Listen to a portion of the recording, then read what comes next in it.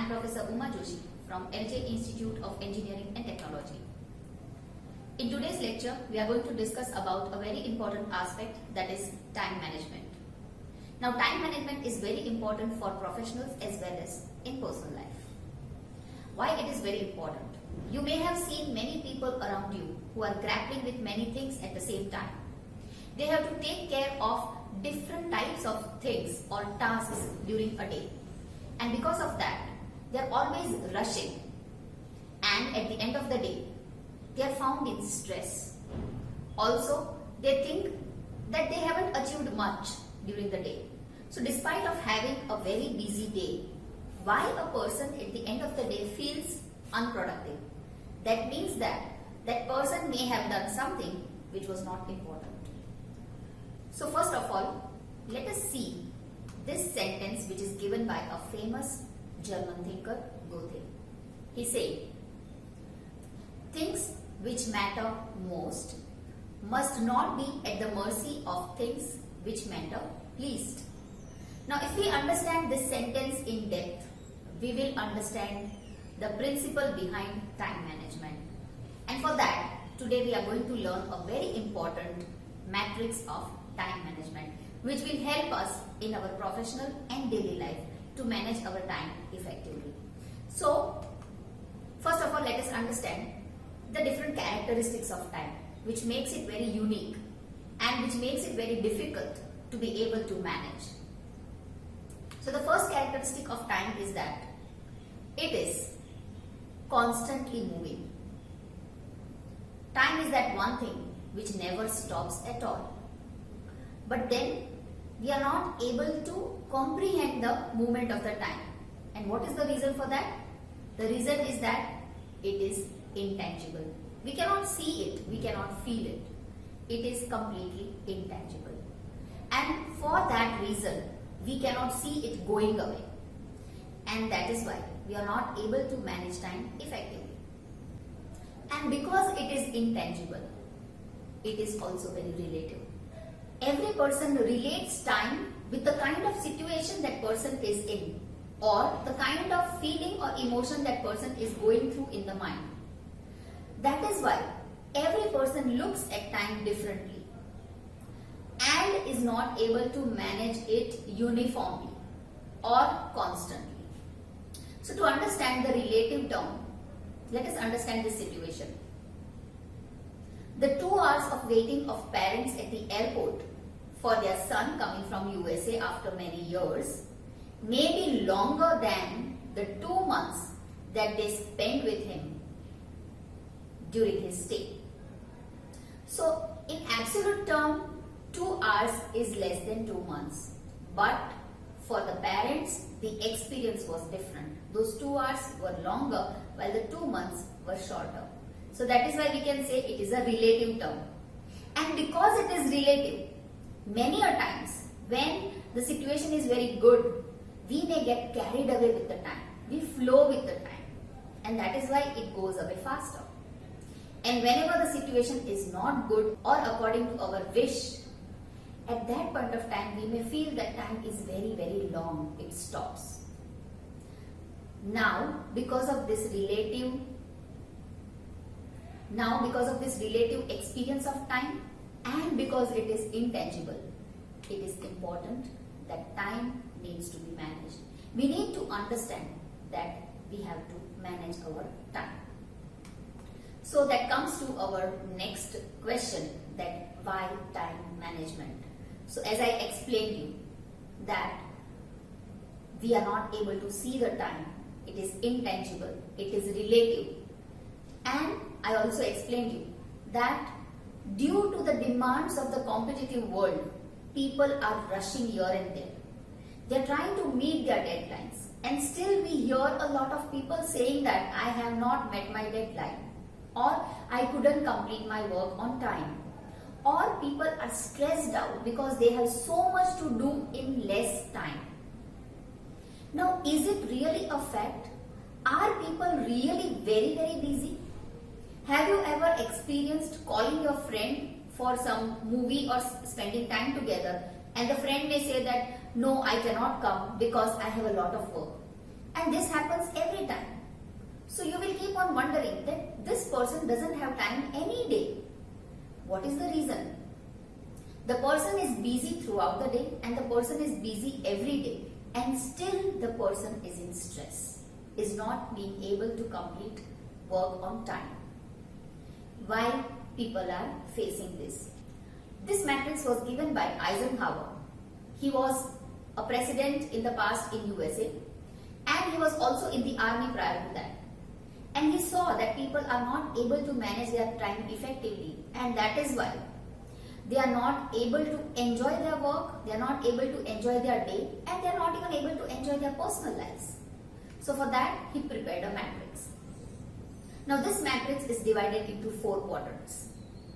Now, before we divide our activities into 4 quadrants, first of all, when we start doing our management of time, or when we want to see that where do we spend our time most during the day, or why we are not able to complete our tasks on time, first of all, we should sit peacefully and list down all the activities that we do during a normal working day. After that, we have to sort it out into these 4 quadrants. You have to put the activities into the quadrants that it fall into. So which are these 4 quadrants? Now quadrant number 1 has activities which are urgent and important. That means that it has activities which requires your immediate attention. You cannot do away without doing those activities. You have to do it at the moment, right now. Those activities are urgent activities. So some activities of emergency can be included in the first quadrant. These activities are urgent as well as important. If you don't do, then it will be a problem for you. They are important for you. So activities like firefighting, crisis management, or pressing problems can be included in the first quadrant. The second quadrant has activities which are not urgent but important. So any regular activities can be included in the second quadrant. For example, if you are planning for your future, or if you are doing your project bit by bit, the deadline of which is far away, or you are doing your project ahead of time, then it is included in the second quadrant. Also, regular activities which takes you towards your goal, like taking care of your daily diet, can be included in second quadrant, or exercising daily is included in the second quadrant. Things like developing your skills or building relationships for future are also included in the second quadrant. Now the third quadrant has activities which are urgent but not important. So that means that they are not important for you, but you feel that they have to be addressed right away. So activities which are other people's priorities are included in the third quadrant. Some kinds of interruptions, distractions, or other people's pressing problems are included in the third quadrant. And the fourth quadrant has not urgent and not important activities. They are called time wasters. So activities like watching TV, web series, or going through your Instagram and Facebook accounts, or chit-chatting with friends, going for a movie, all kinds of pleasure activities, all kind of recreational activities are time wasters. They fall into the fourth quadrant. Now how will you decide whether an activity is urgent and important, not urgent and not important? So for that, you have to first of all clarify the goal in the mind. So for example, for a student, the goal should be performing better in your academics, or putting your best in your academics, or getting good marks, or passing your exams with great marks. And for a professional, the goal must be either completing a project, the deadline of which may be after some 1 month or 6 months or so, or completing a project successfully, or carrying out your daily activities successfully, or getting a promotion or an increment can be a goal. Now when you fix your goal, now you have to examine your daily activities keeping this goal as your guidepost. And then ask two questions. Question number 1, you have to ask, do I need to address this right now? If the answer is yes, then it will fall into urgent category. If the answer is no, it will fall into not urgent category. And second question, does this activity takes me towards my goal or nearer my goal? If the answer is yes, then it is important. And if the answer is no, then it is not important. So in this manner, by asking two questions, you will be able to decide whether the activity falls in any of these 4 quadrants. Now after your segregation of 4 quadrants is done, you have to examine your daily activities. If your first quadrant is full, that shows that you are not able to manage your time effectively. And if your first quadrant is full, then definitely your third and the fourth quadrant will also be full. The reason that every day you are doing a firefighting is that either you are giving priority to other people's problems or you are wasting your time a lot in recreational activities. So for that, what we need to do? Number 1, you can always avoid the activities of 4th quadrant. So if any important task is undone, then you should not do any kind of recreational activities. Watch TV or your favorite program only if you have finished off with all the important tasks of the day. Make it the rule. So that will reduce your 4th quadrant activities and you will be able to utilize that time in doing your activities of the 2nd quadrant. Yes, the 2nd quadrant is the most important quadrant and most of your activities during the day should be of the 2nd quadrant. That is all regular activities. Doing things ahead of time. Doing things bit by bit every day. So if you are a student, then every day going back home, you should revise the things that has been taught today. This will help you. So first of all, avoid the 4th quadrant. Now secondly, the 3rd quadrant activities are also not important for your goal, but they are other people's priorities. So you should not get distracted by any kinds of disturbances which comes in while you are working, and you should not give priority to other people's problem. Do not always go and help people when you can avoid it. If it is very, very important and if you feel that your attention is required, then only you should help others. So avoid helping others if it is not required, so that you are able to avoid the 3rd quadrant. That is giving priority to other people's work, which is not important for your own goal. So again here, if you reduce your activity, it will make more time for the 2nd quadrant. And then when you are doing activities of 2nd quadrant daily, that means that you are well planned, you are doing things bit by bit, and by the time your deadline approaches, you have already done your work, or you will be able to complete your work before the deadline. So if this happens, then your 1st quadrant activities will become minimum. It may not become 0 because you will have to give attention to some medical emergency that comes up, but at least it will become minimum. You are not always firefighting for your deadlines, for your work. You are not always doing the work at the 11th hour. So now, if we do this, if we avoid the 4th quadrant activities, we minimize the 3rd quadrant activities, then automatically we can increase the 2nd quadrant activities.